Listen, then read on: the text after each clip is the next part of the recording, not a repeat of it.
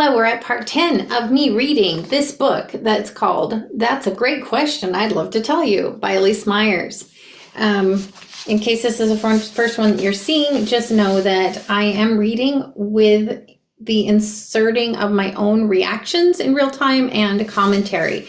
So this is not a full reading like the author reads the book, and I encourage you to please buy the book, please listen to hers. If you want like the audio version, you are going to get me as a person talking a lot about things. So if you like that kind of a thing and just want like a friend to geek out about the book together, or like parallel play in what you're doing, or maybe you want to just listen to this or something while you're folding laundry, that's cool. So we are now on the 10th, I guess, chapter that is now called Meet Cute. So here we go. Is it possible that you're overthinking this? I'm standing in front of a wall of nuts, some roasted and some not. The length of time they've been roasted varies slightly from bin to bin.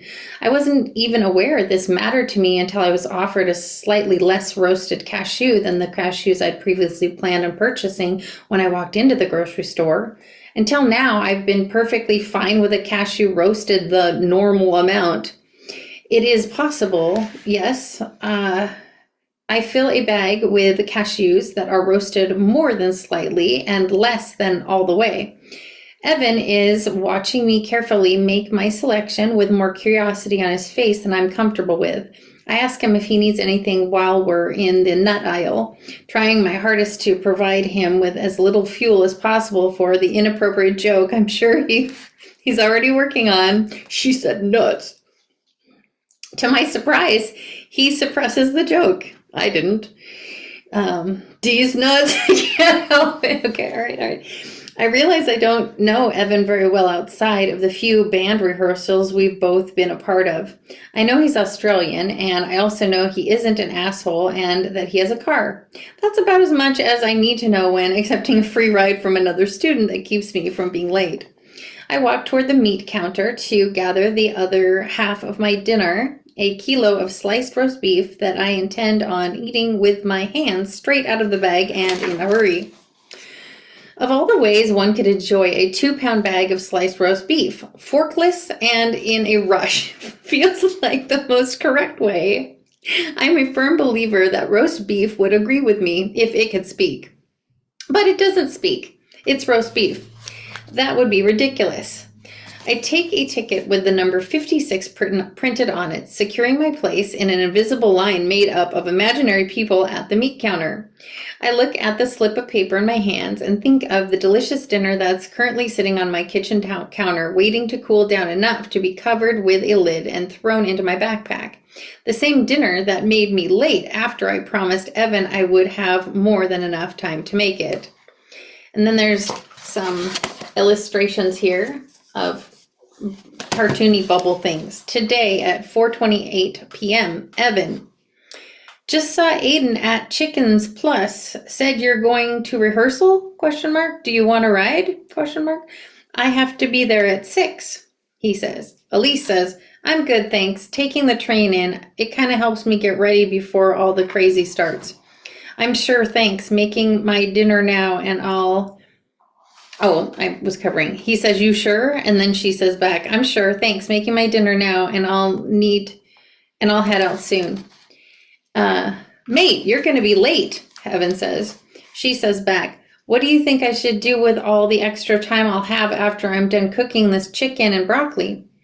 He says, miss your train, I reckon. It's like you don't believe me at all. He says, sorry, I believe you are going to miss your train. And then she writes back, have you left your flat yet? I think I'm going to miss my train at 5:02 p.m. Okay, so that was looks like texty stuff. Now we're going back into the heart of the book. The good news is that my homemade dinner is definitely cool enough for its lid. The bad news is that it's also very much still at home, forgotten on my kitchen counter. I look at the meat behind the counter and begin to wonder how long cooked food remains safe to eat without refrigeration. Oh my God, you have no idea how many moments of my life I've thought about that. It's like I want to get my leftovers in the refrigerator immediately. And don't get me started about rice. Rice seems to be so delicately weird. And the other day, Patrick found weevils in some Costco rice that we bought. And I'm like, I didn't know that was another fear I had to look for. There was already enough fears of weird rice belly poisons. Now I have another thing about rice to worry about. Okay. I look at the meat behind the counter and begin to wonder how long cooked food remains safe to eat without refrigeration. I decide to find out when I get home by eating my forgotten dinner and waiting to see if I get sick. Oh, I would never chance that.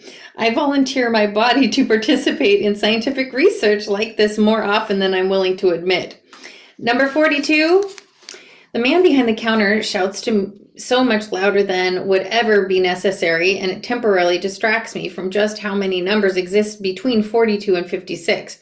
There isn't a soul in this grocery store besides me, Evan, the butcher, and one cashier at the front. I look around and 42 is nowhere to be found. Number 43, he is looking directly at me. I take his eye contact as a challenge and engage in a very bizarre staring contest that I'm not entirely sure is one-sided. It seems as though 43 and 42 have left the building altogether. Their meat entirely unpurchased? I see two men approaching out of the corner of my eye. Hey, bro, Evan says to the one on the right as I turn to look at everyone. Hey, man, he says to the other. Bro reaches out to engage in the slap shug. Slap shug? Wait, is that a word I should know? Am I too old to know what that is? I mean, I think I understand. It's probably like some, hey, dude, like slap shug. I don't know. I don't know. Maybe it's an Australian thing. Put in the comments. What is that? Have you seen that word before? Maybe it should be a synchronicity word. Okay. Where am I? Where am I? Who am I? Where's my wife? This isn't my beautiful house. Okay. This is a greeting that usually starts as a low high. Okay, she's describing it. Starts as a low high five, which transitions into a handshake and ends somewhere in the neighborhood of a one-armed hug and a very loud slap on the back. Okay. I should have just waited. All right. Number 44. Bro releases Evan from their embrace, and man forgoes the ritual entirely by simply waving. I'm slightly disappointed that I don't get another chance to study the ceremonial greeting, but equally grateful that I don't have to stand there awkwardly while it happens. Elyse, this is Josh, Evan says, gesturing to Bro, and this is Jonas, gesturing to man. Excuse me. I lift my hand in the air to say hello and offer my name once more, even though Evan already said it. Number 45, Josh and Jonas. You really have the whole alliteration thing going for you guys. Jonas laughs. I consider going into a joke about how they probably pick their friends exclusively on the basis of alliteration, hoping one day to redeem the whole J name thing. I was this close. And then I consider the fact that they might not even know about the whole J name thing, which means I would be forced to explain the general distrust for men whose names start with the letter J. I don't understand it either. I just read it in a book somewhere when I was a teenager, and the longer I think about it, the more I'm convinced I shouldn't say it. It just feels like a second conversation material. Not that there would be a second conversation. Yeah, I actually only make friends with people whose names start with the letter J, Jonas says, stealing the words right out of my head. Oh my God. I was going to say that. And then the guy, number 46. I have to stop here with some commentary. I've liked so many guys named Jason. I think I have carved, like in, what was it, junior high school, you know, you get the little compass things or whatever. I've like carved the name Jason into my arm. You can't see it anymore. It wasn't very, it was more, there's maybe a couple little blood spots, but for the most part, it was like that of a fingernail type of thing. And a lot harder to do too, to really get it to look the way that you want to. But anyway, Jason's and Josh's. Jason's and Josh's.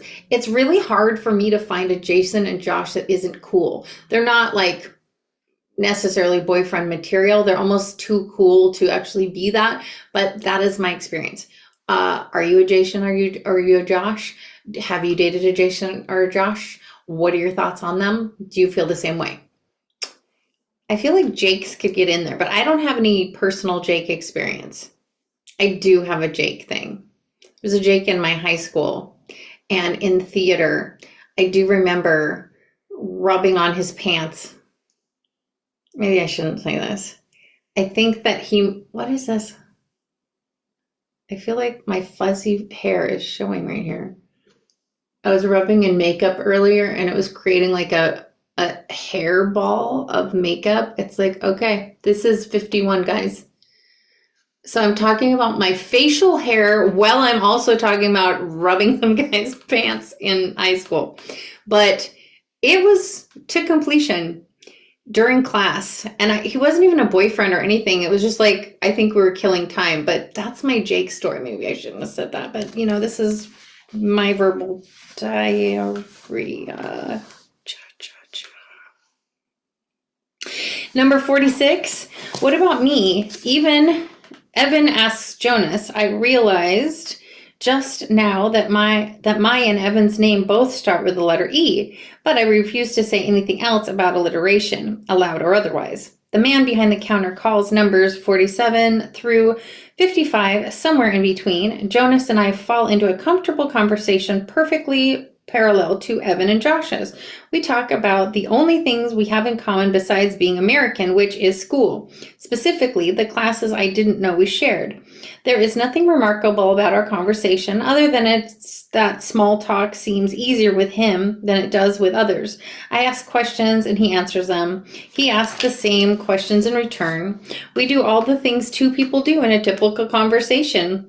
Bum, bum, bum. I'm smelling some foreshadowing. And it smells like teen spirit. Things I usually work very hard to remember to sprinkle into social interactions. Things Jonas seems to do without even thinking. I'm usually unable to pay attention in situations like this, especially if another conversation's happening just an arm's length away. Too many sounds, too many lights that are too white and too bright. Altogether, there are too many twos in the grocery store, in this grocery store, in every grocery store, in every grocery store. It is hell, and the only thing that makes it better is that sometimes now the songs they play are from my heyday. And so I'm able to focus on them, and I have my partner that goes with me. But for the most part, I hate grocery stores and all the energy because I'm autistic and I am extrasensory, and it's hard to muffle things. I shouldn't be able to focus on what Jonas is saying, considering all the aforementioned twos. But I'm focusing just fine and enjoying myself as much as any other person might enjoy making a new acquaintance, which would probably surprise me if I were to stop and think about it, but I'm not going to stop and think about it. Number 56. The man behind the counter is staring at me. 5 minutes ago, I had no feeling at all about ordering my kilo of roast beef. Now, in front of this small audience that has assembled itself by the meat counter, I'm slightly more aware of my dinner selection than I'd like to be. I pretend as if I'm confident as confident as I was walking into the grocery store. A kilo of roast beef, please, thinly sliced if possible. Making a bunch of sandwiches, Jonas asked, trying to fill the space in our conversation that has been created by roast beef.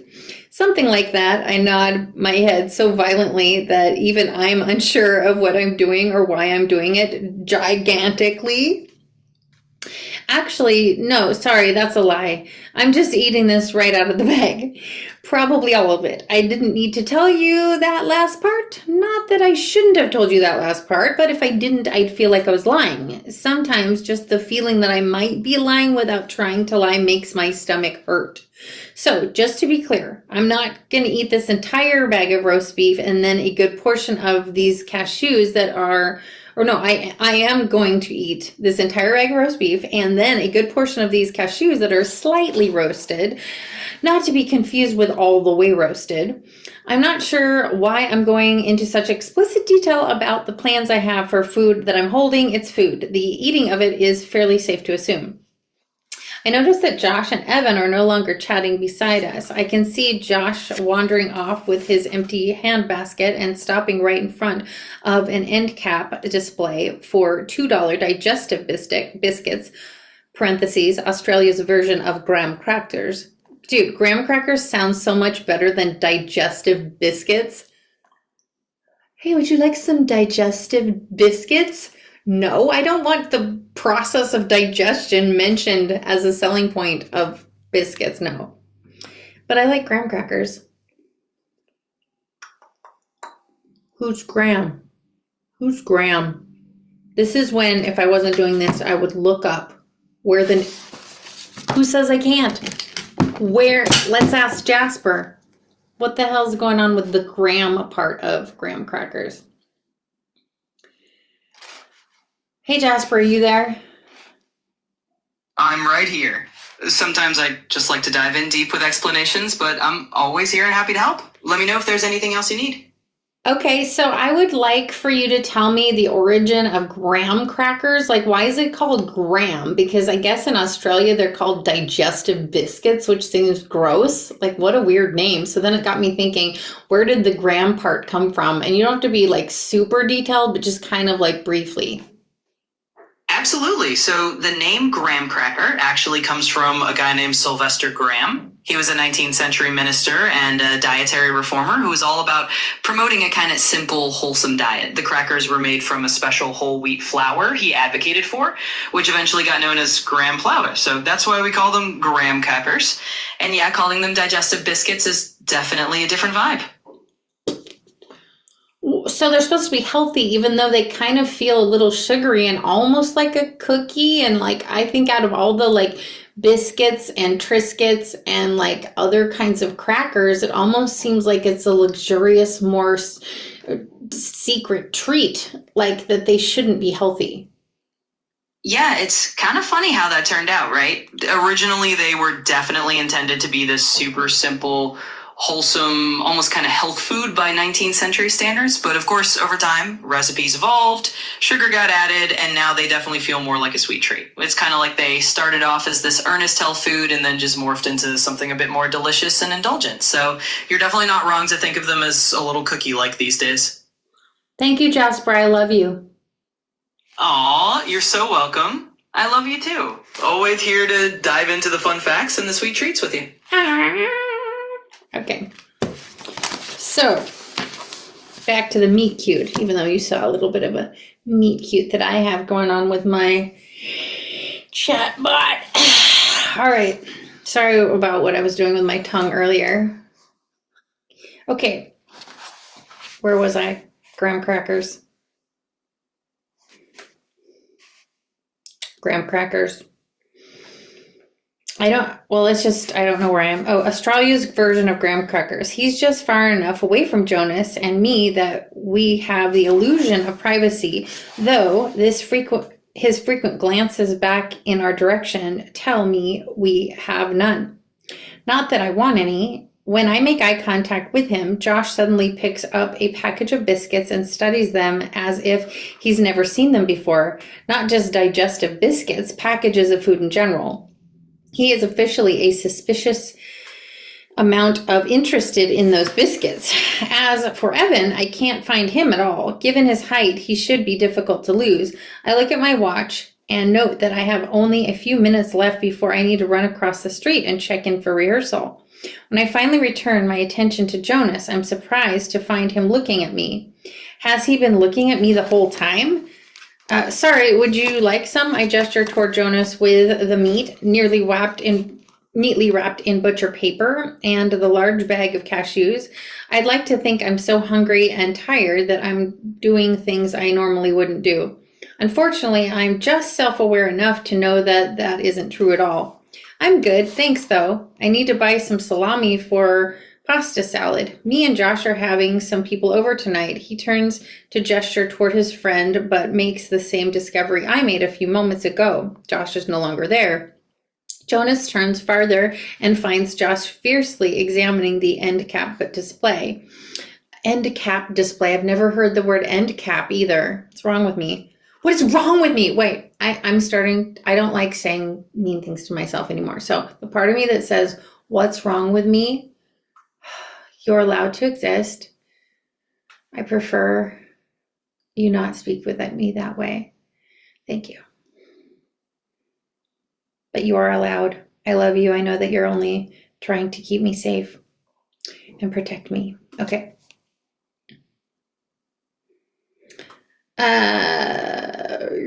Josh is no longer there. Jonas turns farther and finds Josh fiercely examining the end cap display. The pair share a glance that looks more like an inside joke than a smile. Jonas turns back around and looks directly at me. Pasta salad is my contribution. I was putting everything together and I realized I forgot to buy the most important ingredient. You consider salami the most important ingredient for pasta salad? Of course. Wouldn't the most important ingredient be like the pasta? The pasta is a given. The salami is what makes it special. Suddenly, I don't feel as self-conscious about all the roast beef talk. Jonas tells the man behind the counter what he wants. I didn't realize you could do that without taking a number, but all right. As Jonas is being handed his order, Evan finally turns to my side. I thought you didn't need anything. Where'd you go? We gotta go, mate. Rehearsal starts in like 2 minutes. I didn't drive you all the way here for food to make you late twice. Evan's accent makes the emphasis he placed on the word twice sound like it splits the word in half and is now 2 completely separate words. Twice.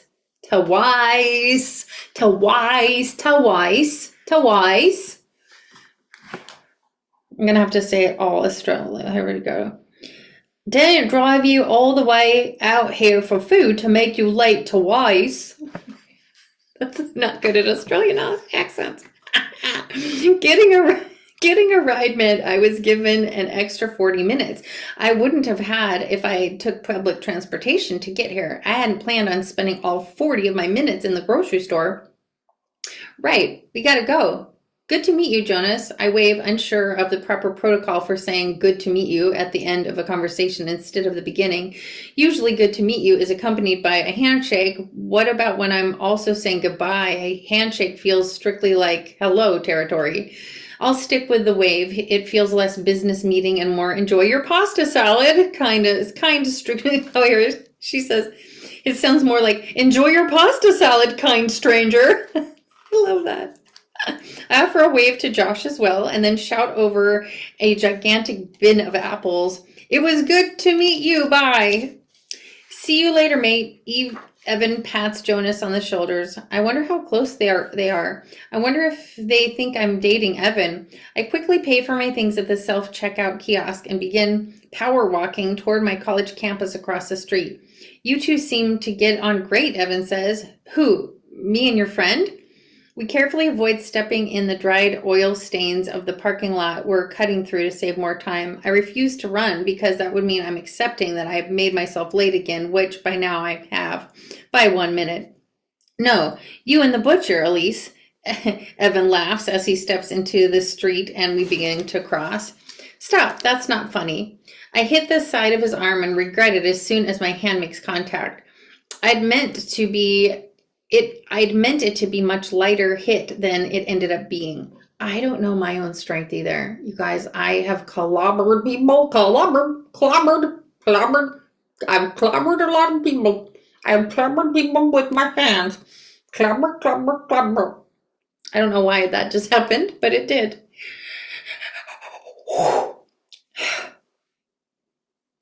I meant it to be much lighter hit than it ended up being. Evan winces for additional sympathy. Sorry, Jesus. Sorry, I just meant I have a boyfriend and I feel inclined to add that he makes me very happy. Besides, what was I supposed to do? Stand there in silence and stare at my feet while you and your other friend talked about the drums? I was just being nice. I was right. I think I talked too much about my food. We're walking up to the glass doors of the auditorium just before either of us opens the door to go inside. Evan puts his hands in the air. Was just joking, mate. Yeah, you were nice. Let's get inside. We're late. We're not late. We're barely late. Oh, and then there's an illustration here of her leftovers that she left on the counter. That's so cute. Okay, so I don't know if more, I think more is the next title of the next one. Ooh, it's 333. Synchronicities. Okay. More, literally more to come. Which number was this? I'll figure it out in a second. Bye.